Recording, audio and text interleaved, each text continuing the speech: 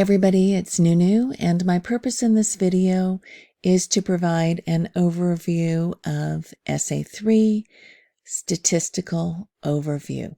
Now, Essay 3 is different from the previous two essays you wrote, Essay 1 and Essay 2, because it requires a self-evaluation of your essay. And I will explain what that self-evaluation entails or involves in this video. First, let me survey the assignment with you.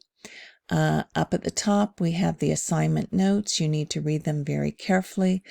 I'm going to go over one of these notes regarding the rubric with you now, as that's very important.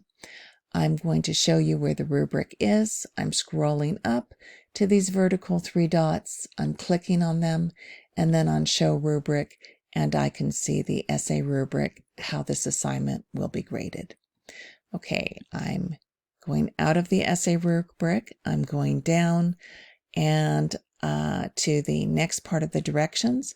I see the essay is due by 11:59 p.m. on Friday, the very last minute of Friday as usual. You have the directions right here.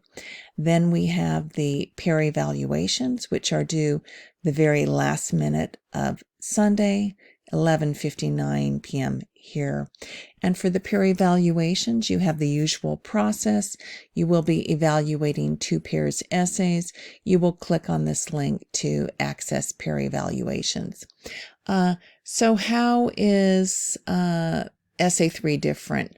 What is the self-evaluation of the essay that you will perform? Well, let me explain.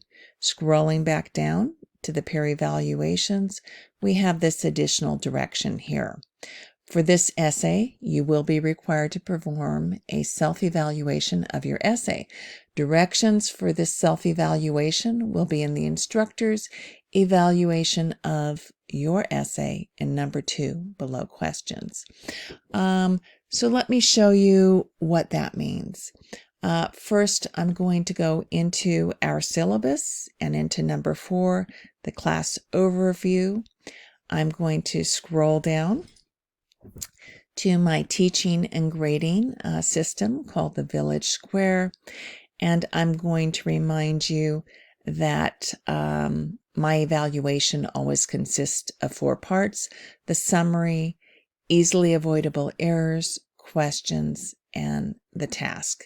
Now, the self-evaluation of your essay will be embedded in the questions. What will it look like? Let me show you. I'm looking here at an evaluation of an essay. I have the summary up at the top, and the summary, of course, covers content structure and English usage and MLA format skills, how well you do in areas you need to improve. We have examples of easily avoidable errors next, and then questions. And these are questions I ask you about your essay, and in the process cause you to self-reflect about ways you can improve your essay. Now, the self-evaluation process takes place in number 2. Let me read that to you. 2, self-evaluation of your essay. What standard errors do you make in your essay? Study the A through S list of standard errors below. Then make a list of any of these errors that you make in your essay, A, B, C, and so on as appropriate. Now, normally I identify these errors for you, but this time I want you to identify them and to grow as a writer that way, to be able to look at your writing objectively. Now, I know that this list may seem long and intimidating to you, but it's actually a very quick list. These are the questions I ask every time I evaluate your essay. So I have the questions here for you to go over, and I will expect you to answer them. After you do so, of course, you have the usual task. I always assign something for you to do to help you to grow as a writer. All right, I'm going to go back into Essay 3, right here, the statistical overview. And I'm going to remind you, if you have any questions or concerns, I'm here in inbox, and I keep my office hours of 1 to 3 on Tuesdays and Thursdays.